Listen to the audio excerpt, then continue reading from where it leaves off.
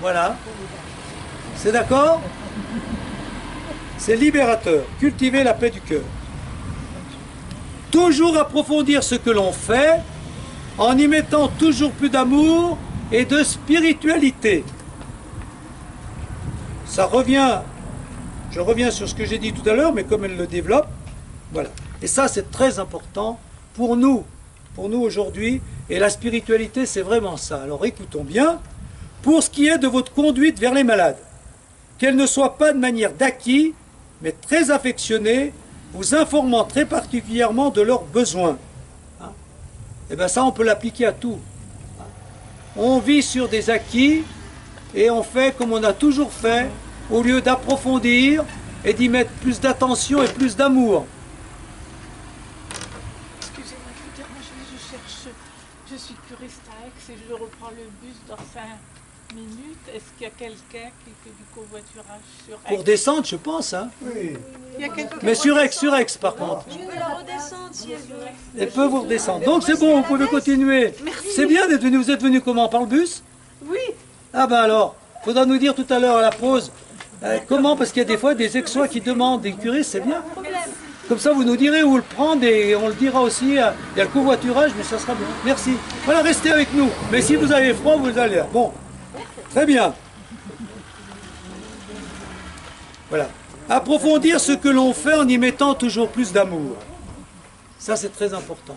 Toujours approfondir ce que l'on fait, même si ce que l'on fait, on l'a déjà fait 1000 fois. C'est-à-dire, comment faire mieux ce que j'ai déjà fait 50, 100, 1000 fois. Et comment y mettre plus d'attention et plus d'amour. Ce n'est pas assez que nos intentions soient bonnes et que nos volontés soient toutes portées vers le bien. Il faut faire le bien purement par l'amour, pour l'amour de Dieu. Voilà. Est-ce que je mets beaucoup d'amour dans ce que je fais, d'amour de Dieu qui est dans mon cœur, pour que ce que je fais soit inspiré par cet amour. D'accord? Où sont la douceur et la charité que vous deviez si chèrement conserver pour nos chers malades, pour nos chers maîtres, les pauvres malades? Bon, c'est ce qu'elle dit à ses sœurs. Hein. Voilà. Il ne s'agit pas de faire machinalement les choses, mais il s'agit de les faire toujours mieux. Jean, que vous voulez dire là-bas? Non, c'est bon? Et encore, pour approfondir encore mieux ce que l'on fait, il faut prier ce que l'on fait et prier avant de le faire. Mon oraison a longuement contemplé l'humanité sainte de notre Seigneur, avec désir de l'honorer et imiter le plus que je pouvais dans la personne des pauvres et de tous nos prochains. Ben ça, c'est vraiment fort. Hein, voilà. Et ça, c'est ce qu'on devrait tous faire avant d'aller visiter un malade, avant d'aller dans une œuvre de charité ou peu importe, ou même avant d'animer les chants à la messe, avant de lire la prière universelle ou avant de lire les textes. Je dois me mettre face au Christ, le prier, le remplir de lui et de son amour, et après je peux faire les choses. Qui fait ça? On fait souvent machinalement et à la va-vite. Hein. Eh bien c'est ce qu'il faut faire. Se mettre face au Christ et demander son esprit et se remplir du Christ avant de faire les choses.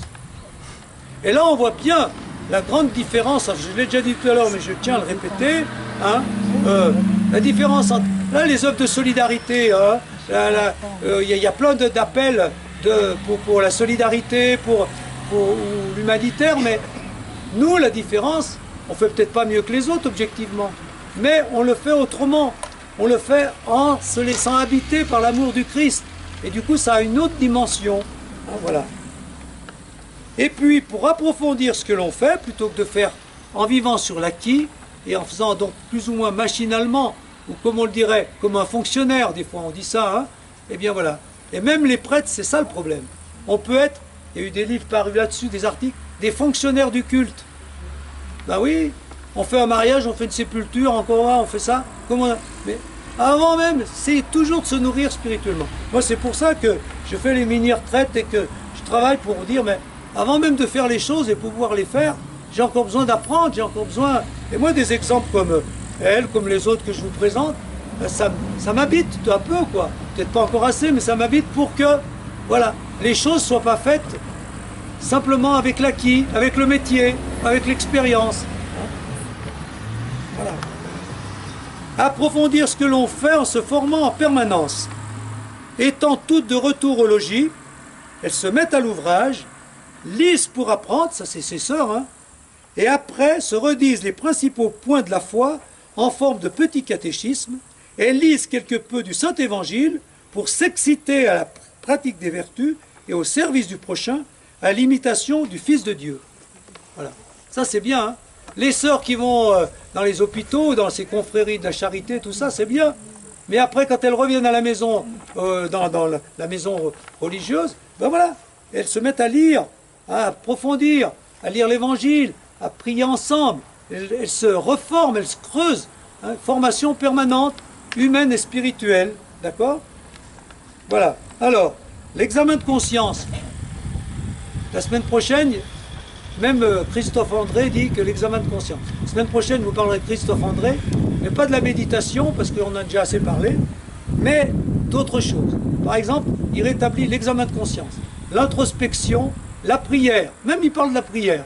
Donc si les psys nous disent, pour le bien de votre esprit, il faut examiner votre conscience, prier, prendre des résolutions, ben, je vous parlerai de tout ça, parce que moi, c'est ce qu'on me disait au petit séminaire. Prends des résolutions. J'en ai plus entendu parler depuis le petit séminaire.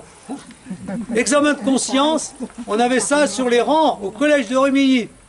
Avant de manger tous les jours à midi, on était sur les rangs avant d'entrer au réfectoire, et le surveillant, silence, examen de conscience. Tous les jours avant de manger à midi. Maintenant, ça fait rire tout le monde, ça. Un examen de conscience, c'est de se culpabiliser. Eh bien, si les psys nous disent non, c'est ce qu'il faut. Même, je vous parlerai de ça la semaine prochaine, mais voilà. Donc, examen de conscience. Est-ce que je fais dans la... Écoutez bien. Est-ce que ce que je fais dans la famille, la société, l'église, je le fais machinalement, par routine, en me contentant de mon acquis? Alors, j'ai mis un T, je sais pas, parce qu'elle met un T, elle, mais bon, je crois que ça n'a pas d'importance. Et en y mettant de l'amour et de la spiritualité. Moi, j'appelle ça le ressourcement. Et moi, j'aimerais que tous nos responsables me disent leurs moyens de ressourcement. Des fois, je doute qu'ils en aient beaucoup. Les équipes liturgiques, les catéchèses et tout ça. Ben, les animateurs d'aumônerie, où est-ce qu'ils se ressourcent? Et même les prêtres, où est-ce qu'ils se ressourcent? Moi, je crois que c'est un des gros problèmes de notre temps, ça. C'est que il y a encore beaucoup de gens qui font plein de choses dans la société et dans l'Église, mais est-ce que c'est habité par le Christ? Et est-ce qu'ils nourrissent par tout ce qu'on vient de dire ou par d'autres choses? Est-ce qu'ils se renouvellent en se ressourçant près du Christ? Hein, voilà. Lors de mini-retraite, par exemple, ou lors de... Par la prière, la retraite, par des partages d'évangiles, par... voilà. Moi, je trouve que voilà, enfin, beaucoup de gens responsables ne se ressourcent plus. Hein. Voilà. Moi, je vois, pour prendre un exemple bien concret, dans notre diocèse, tous les permanents qui étaient embauchés, permanents salariés, il y en a à mi-temps beaucoup comme ça, avaient une lettre de mission, et tous les permanents devaient 2 fois par an, quand on était curé, on avait par exemple plusieurs permanents, catéchèse, aumônerie, avec le responsable diocésain, on faisait pendant une matinée, avec mettons, le permanent de la catéchèse, le point, pour dire, voilà, qu'est-ce que tu fais, comment ça se passe, mais aussi comment tu te ressources, est-ce que ce que tu fais, ça te nourrit, est-ce que ton engagement te permet d'approfondir ta foi, ou est-ce qu'au contraire, ça, voilà, tu te perds. Et puis même on disait, est-ce que ça déséquilibre ta famille, tes loisirs, est-ce que ça te donne un équilibre de vie, au contraire, est-ce que tu te laisses trop prendre par ça, voilà. Et maintenant, moi, depuis 10 ans, j'ai jamais plus entendu parler de ça. Ben, je trouve que c'est bien dommage, hein. Voilà. Moi, je vois dans nos responsables de catéchèse et tout ça, ben, c'est pas souvent qu'on se voit pour parler de ce qu'on va faire, de la réunion qui va suivre, ou de la célébration. Mais est-ce que, toi qui vas animer pendant 2 heures de temps des groupes de caté ou tout ça, est-ce que ça te nourrit ce que tu vas dire? Comment tu te ressources? Moi, ça m'inquiète beaucoup, et ça, je pense qu'on va y revenir, qu'il faudra y revenir, mais bon. Eh ben voilà. Il faut tout faire à 100 à l'heure. eh bien c'est ce qu'il ne faut pas faire. Voilà. Voilà. On a besoin de deux choses. Ça, c'est pas le sujet, mais je l'ajoute.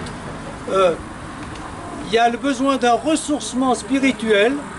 Il y a aussi besoin d'un ressourcement fraternel ou amical.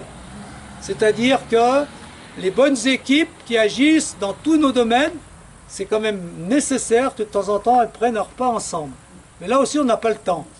Enfin, quoique là, des fois, ça va un peu mieux.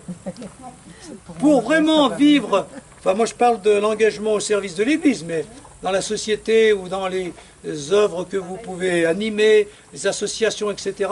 C'est pareil, il faut, pour pouvoir bien animer, il faut à la fois créer des liens fraternels avec ceux avec qui on travaille, et puis se ressourcer spirituellement par la prière, par la relecture de sa vie, par l'évangile, etc. D'accord? Alors, on continue. Ah ben, finalement, ça va. On va y arriver. Oui. Alors, respecter pour aimer. Mes chères sœurs, songez souvent que comme servantes des pauvres, vous leur devez grande douceur, support, cordialité. Donc, respectez les autres tels qu'ils sont. On revient sur le tel qu'ils sont de tout à l'heure, pour les aimer.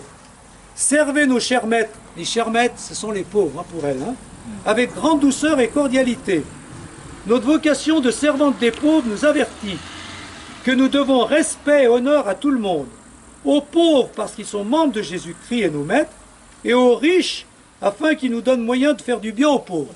Il n'y a peut-être pas que ça quand même, mais respectons les autres. Voilà. D'une manière plus concrète, respecter, c'est faire attention aux détails quotidiens qui permettent une vie digne. Voilà, alors là on va voir des exemples très concrets. Respecter, c'est voilà, les prendre tels qu'ils sont, mais aussi des choses concrètes. Je ne sais pas si vous avez la coutume de laver les mains aux pauvres. Si vous ne le faites pas, je vous prie de vous y accoutumer. C'est concret ça, hein? Lavez les mains des pauvres, voilà, pour qu'ils puissent... Avez-vous vos serviettes au lit des malades? Les tenez-vous bien proprement? Oui, c'est des choses très, très concrètes. Le respect, ça passe par des détails, vous êtes bien d'accord? La propreté, et les petits soins, comment vas-tu, de quoi tu as besoin, etc. Donc respecter les autres et deviner leurs besoins pour pouvoir les aimer vraiment dans la charité du Christ. C'est respecter aussi les désirs humains légitimes. Là, je n'ai pas cité, mais il y a un exemple qu'elle donne. Par exemple, des malades, notamment dans la campagne, qui désirent finir leur jour à la maison. Elle dit, si les malades qui vont mourir veulent rester à la maison, respectez leurs demandes. Ne les mettez pas dans un hôpital ou un hospice. C'est bon? Donc, il faut respecter les besoins jusque dans les détails des gens. D'accord? Ça, c'est concret. Et puis, là, je ne l'ai pas cité, mais je voulais le citer, puis j'ai oublié, puis c'est... Voilà. Et elle donne un autre exemple. Surtout, pour bien respecter les plus pauvres qu'elles servent, il faut surtout ne pas montrer qu'on est plus intelligent qu'eux, ou plus savant, ou meilleur. Il ne faut pas montrer sa supériorité. Hein, voilà. Il ne faut pas montrer qu'on sait les choses. Voilà. Hein, il faut se mettre à la portée. Voilà. Hein, se faire tout à tous, se faire pauvre avec les pauvres. Ne pas imposer sa supériorité, ne pas la faire sentir. Ne pas faire sentir qu'on est en bonne santé, que nous, on a la science ou l'habitude. Voilà. Respecter, c'est se mettre à la portée. Vivre ensemble la mission. Nous devons, par la relation à la Sainte Trinité, ce que je vous disais tout à l'heure, des moments, elle revient, hein, elle prend les problèmes de haut. Hein, n'être qu'un cœur et n'agir qu'en un même esprit, ainsi que les trois divines personnes. Ainsi, quand la sœur qui est pour les malades requerra l'aide de sa sœur, qui est, mettons, la sœur qui est pour l'instruction des enfants, ne manquera pas de l'aider. Et ainsi, celle qui est aux soins des enfants, demandant quelques secours à celle des pauvres, fera de même. Elles se considéreront toutes deux ensemble, choisies par sa providence, pour agir unanimement ensemble. Vous voyez, hein? Interdépendance.